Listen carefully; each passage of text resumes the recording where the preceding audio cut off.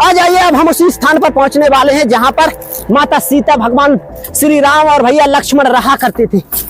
इसी झरने से माता सीता पानी भर के अपने आश्रम में, अपनी कुटी में वहां पर जाया करती थी और वहीं पर वो भगवान श्री राम के लिए, भैया लक्ष्मण के लिए भोजन बनाया करती थी, यहीं पर स्नान किया करती थी। हजारों वर्ष पुराना इतिहास आज भी है। यहीं पर प्रभु श्री राम रहे और कई दिनों का समय गुजारा। आज भी उनके पैरों के निशान यहाँ पर देखने को मिलते हैं। यहाँ पर उनकी कुटी बनी हुई थी। यह स्थान आज भी अलग दिखाई देता है, चारों तरफ से कटा हुआ है और ये पूरा स्थान, कितनी भी बाढ़ आ जाए, इस स्थान पर कोई भी नुकसान नहीं हुआ, क्योंकि यहाँ पर उनकी कुटी बनाई गई थी। ये जो मिट्टी है, पूजनीय मिट्टी है, आज भी इसे आप सर से लगा सकते हो, क्योंकि प्रभु श्री राम के कदम, माता सीता के कदम, भैया लक्ष्मण के कदम यहाँ पर कई बार पड़े। कई दिनों तक उन्होंने यहाँ पर निवास किया।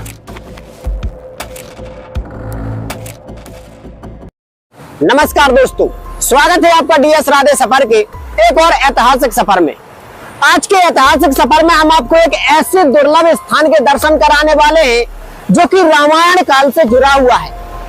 इन नदियों के पार, यानी कि ऐसी 7 नदियों को पार करके हम एक ऐसे स्थान पर आज आपको ले चलने वाले हैं जहां पर स्वयं भगवान श्री राम, माता सीता, भैया लक्ष्मण ने कई दिनों तक का समय गुजारा।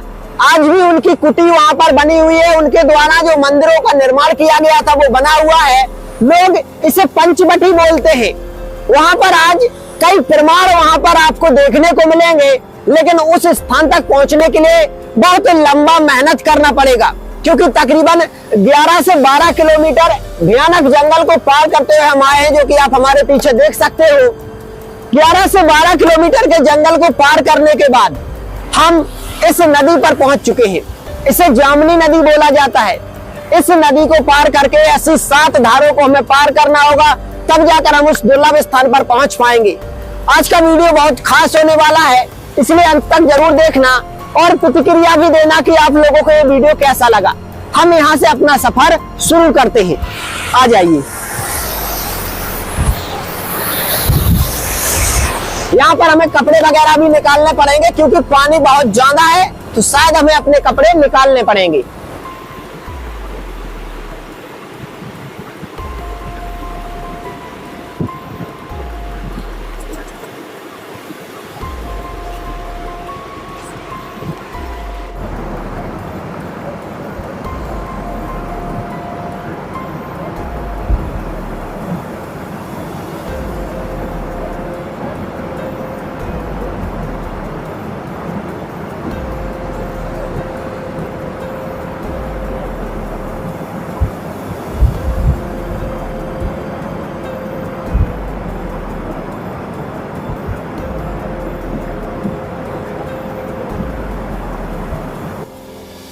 इसी तरीके से हमने इस पहली धार को तो पार कर लिया, लेकिन अभी भी ऐसी 6 नदियां हमारे रास्ते में पड़ेंगी।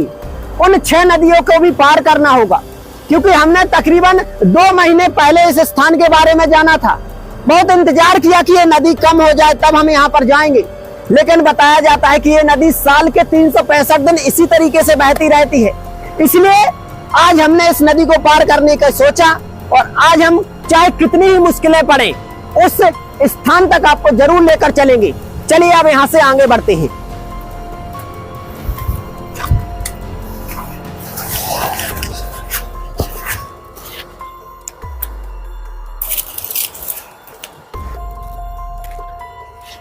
उस पहली नदी को पार करने के बाद अब हम इस दूसरी नदी पर आ चुके हैं, जो कि काफी लंबाई में फैली हुई है। इस दूसरी नदी का जो बहाव है थोड़ा कम है। इसे पार करने के बाद अभी 5 नदी और पड़ेंगी। चलिए इसे भी पार करते हैं।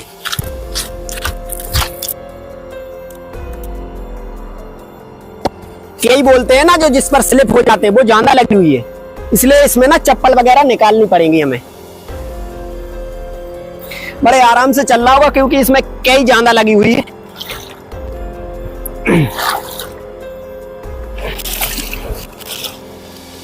इसका जो बहाव है ना थोड़ा कम है, इसकी वजह से ज्यादा दिक्कत तो नहीं है, लेकिन स्लिप होने का ज्यादा है।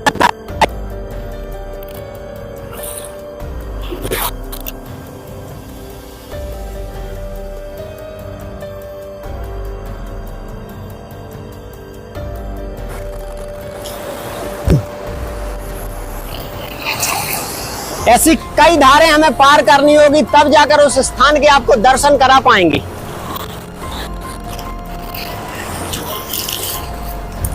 और ये फाइनली दूसरी नदी भी पार कर ली। अब सिर्फ 5 नदी रह गई हैं, उनको भी पार कर लेंगे कैसे भी करके। आ जाओ।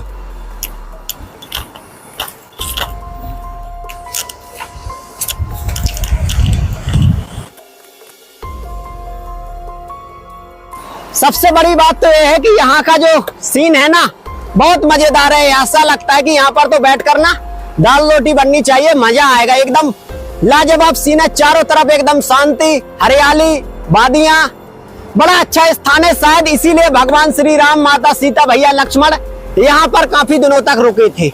आ जाइए।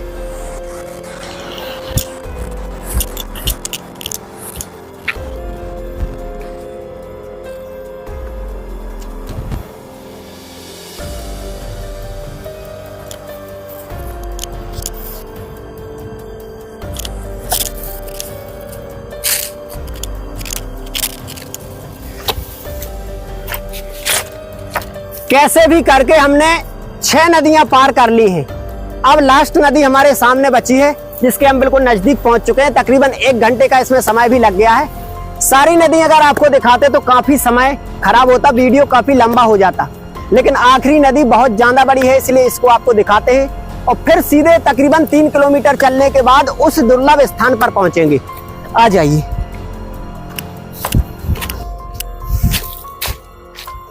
आ जाइए, थोड़ा रास्ता कठिन है। आ जाइए दोस्तों, इन्हीं रास्तों में प्रभु श्री राम, माता सीता, भैया लक्ष्मण कई दिनों तक रहे। ये रास्ते की जो माटी है ना, सर पर लगाने योग्य है, क्योंकि पता नहीं कहां पर भगवान के चरण पड़े होंगे। ये पवित्र भूमि है, पवित्र माटी है। आ जाइए, नदी सामने है।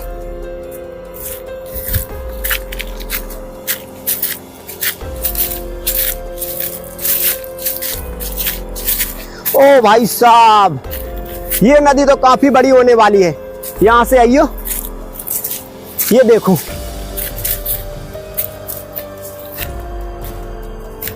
ये नदी जो है काफी लंबी है। उस तरफ जाना है, फिर वो स्थान मिलेगा। ये नदी काफी लंबी होने वाली है भाई। कैसे भी करके इसे भी पार करेंगे। आ जाइए, यहीं से चलते हैं सीधे। आ जाइए। बहुत ज्यादा कई लगी पड़ी है ये वाली कई लगी पड़ी है बहुत ज्यादा। यहां से निकलते हैं सीधे, शायद यहां से वो रास्ता सीधा पड़ेगा।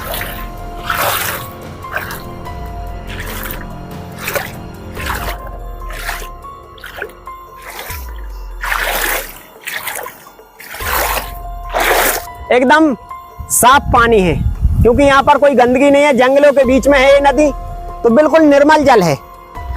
आ जाइए।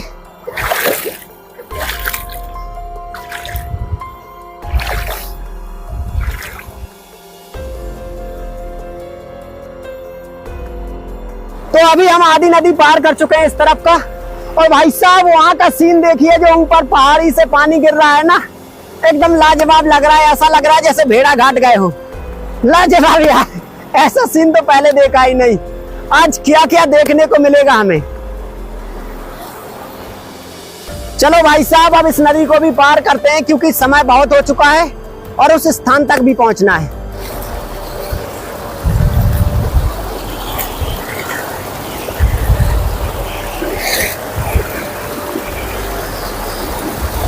काफी तेज बहाव है यहाँ पर पानी का।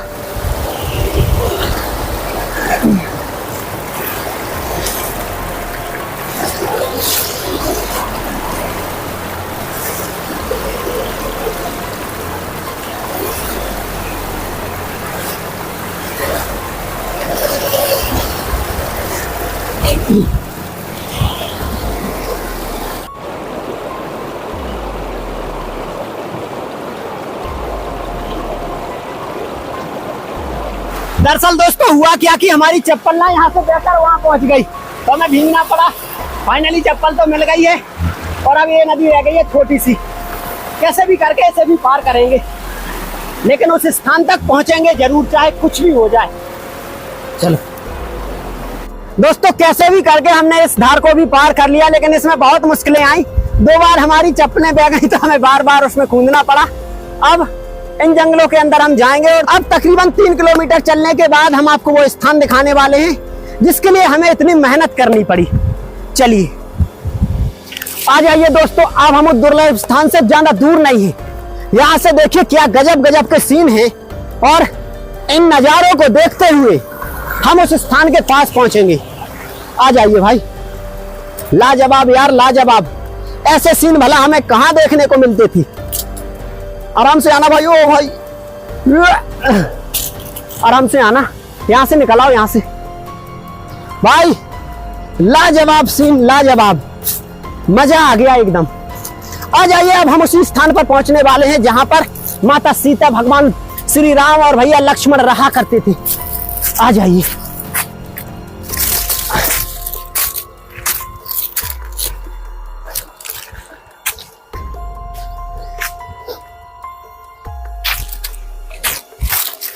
आ जाइए भाई, इस स्थान को देखने के बाद ना एकदम दिल खुश हो जाएगा। लाजवाब, देखो क्या झरना बह रहा है, एकदम निर्मल पानी।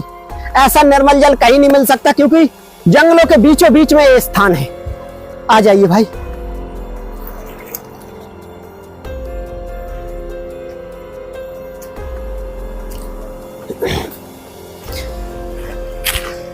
कैसा लगता होगा जब प्रभु श्री राम, माता सीता, भैया लक्ष्मण यहाँ पर इन झरनों के पास बैठा करते होंगे, समय गुजारा करते होंगे। हजारों वर्ष पुरानी यादें आज यहाँ पर ताजा हो जाएंगी। आ जाइए।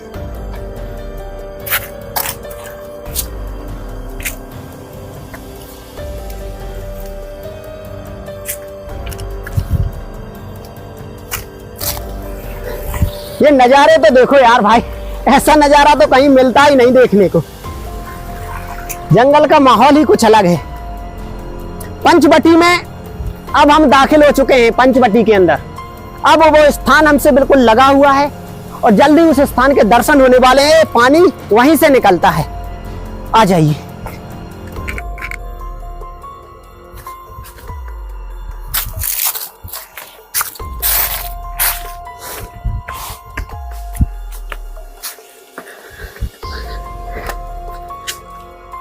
आ जाइए भाई।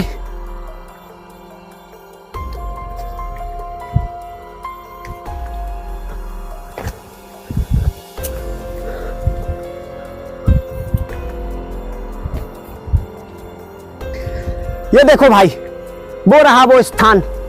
हजारों वर्ष पुराने स्थान के अब बिल्कुल नजदीक आ चुके हैं। यहां से दिखाई भी देने लगा है। आ जाइए।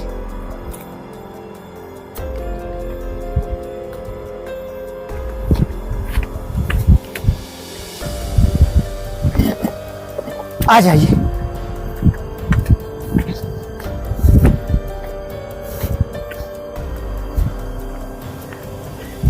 अब ये दुर्लभ स्थान आप लोग गौर से देख लीजिए। यहां पर ऐसे ऐसे प्रमाण मिलेंगे जो आपको एकदम से चौंका देंगे। आ जाइए।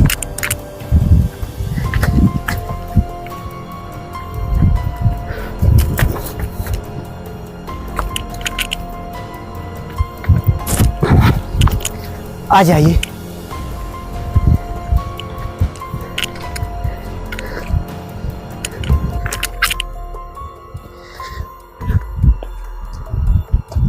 सबसे पहले तो हमें यहाँ पर अपने जूता चप्पल निकालने होंगे। स्थान के बिल्कुल नजदीक आ चुके हैं। सबसे पहले इस मंदिर में चलते हैं क्योंकि बताया जाता है कि जब प्रभु श्री राम, माता सीता, भैया लक्ष्मण यहाँ पर रहे तो उन्होंने अपने हाथों से इन मंदिरों का निर्माण किया था। 5 मंदिर बनाए थे और इसे पचमढ़ी इसीलिए बोला जाता है क्योंकि 5 मंदिर बनाए थे और एक समय इन मंदिर में जो मूर्तियां थी उनमें मणि लगी हुई थी। लोग बागों ने, चोरों ने उन्हें निकाल लिया, मूर्तियों को तोड़ दिया। काफी कुछ आपको देखने को मिलेगा। सबसे पहले इस मंदिर में चलते हैं। हजारों वर्ष पुराना, गौर से देखिए आप।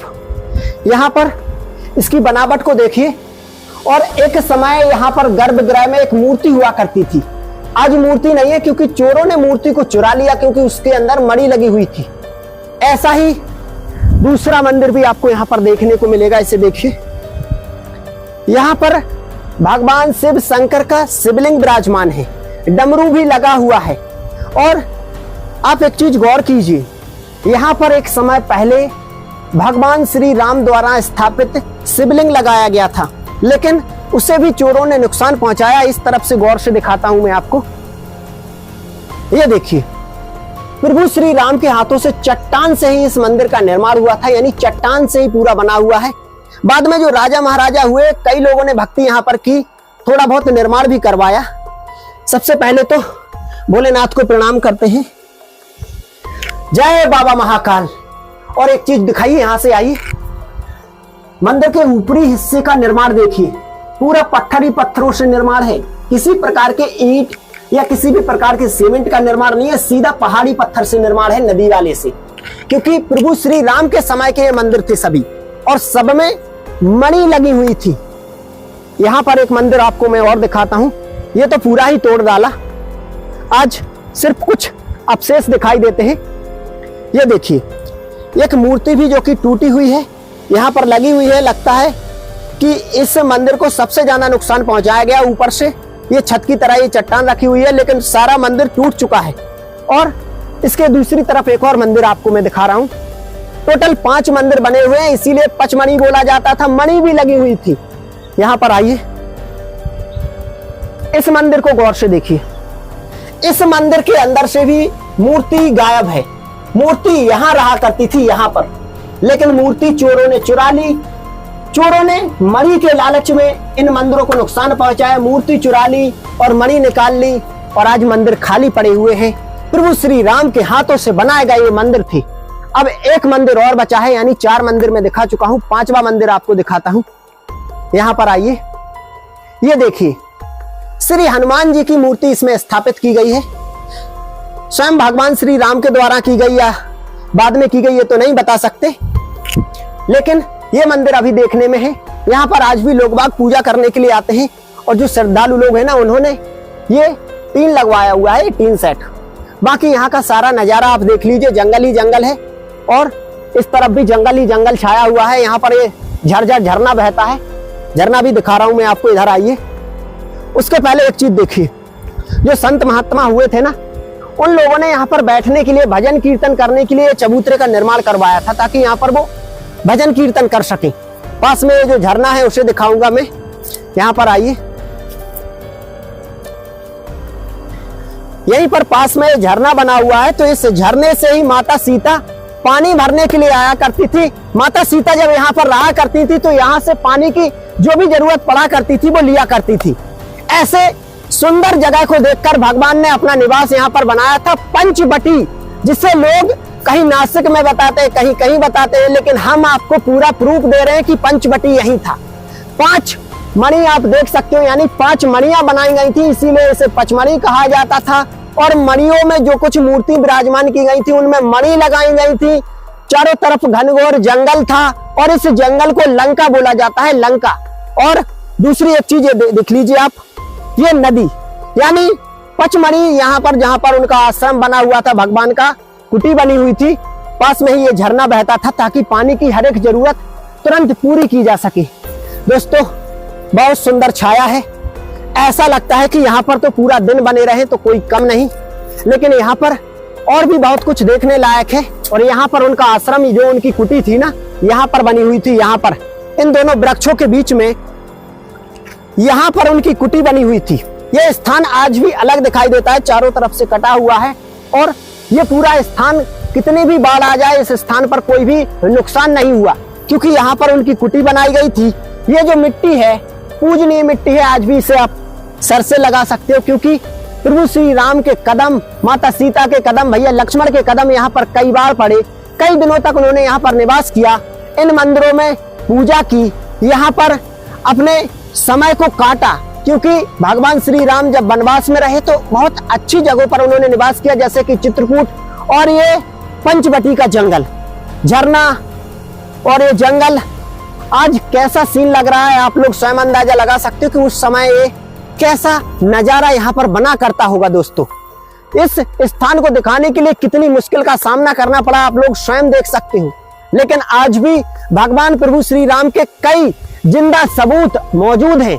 जो लोग भगवान को काल्पनिक मानते हैं वो लोग इस वीडियो को जरूर देख लें। आप लोगों को ये वीडियो कैसा लगा कमेंट में जरूर बताएं।